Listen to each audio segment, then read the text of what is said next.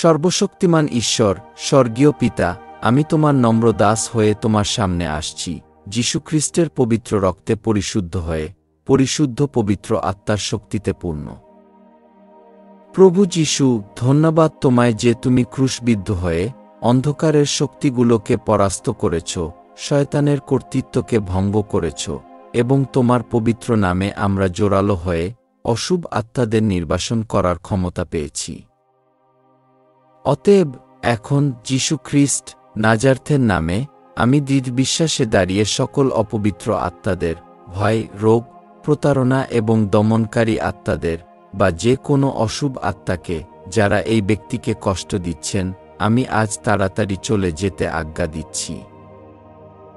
অশুচি আত্মা, তোমাকে আজ আদেশ করলাম, যীশুখ্রিস্টের নামে এখনই চলে যাও, এই দেহ, মন এবং আত্মা থেকে দূরে সরে যাও। তোমার আর এখানকার কোনো কর্তৃত্ব নেই। যিশুর রক্ত তাকে রক্ষা করছে। আমি তোমাকে বাধা দিলাম এবং তাড়িয়ে দিলাম, যীশুখ্রিস্টের নামে। চলে যাও এবং আর কখনো ফিরে এসো না। কারণ পবিত্র শাস্ত্রে লেখা আছে, আর যারা বিশ্বাস করে তাদের সঙ্গে এই নিদর্শনগুলো থাকবে, আমার নামে তারা শয়তানকে তাড়িয়ে দিবে। দেখ, আমি তোমাদের দিয়েছি অফওয়ারি ক্ষমতা সাপ এবং বিষাক্ত প্রাণীর উপর এবং শত্রুর সব শক্তির উপর, এবং তোমাদের কোনো ক্ষতি হবে না।